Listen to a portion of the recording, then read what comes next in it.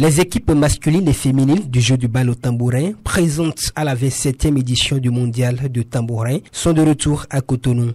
Chef de délégation, le président de la Fédération béninoise du jeu du bal au tambourin nous fait ici le bilan de la participation du Bénin. C'est un bilan positif, plein d'avenir. Le Bénin s'est montré positif au cours de ce tournoi et les objectifs, malgré que cela ne soit pas atteint comme cela se doit au niveau des hommes, je crois que les filles, nos dames, à cette édition a prouvé qu'elles sont des vraies Amazones.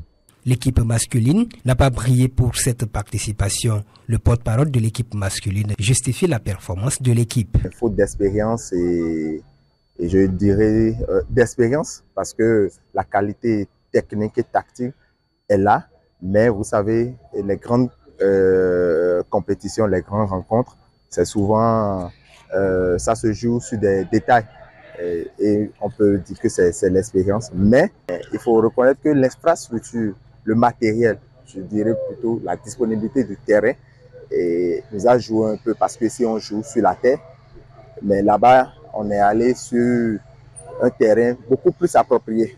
Ce qui fait que notre manière de jouer a connu un déclin.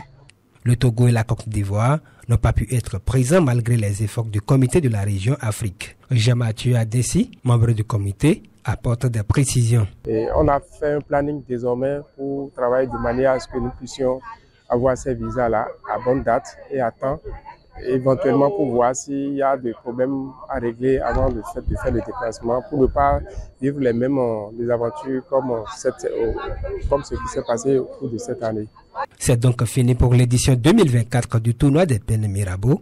Rendez-vous l'année prochaine pour l'édition 2025.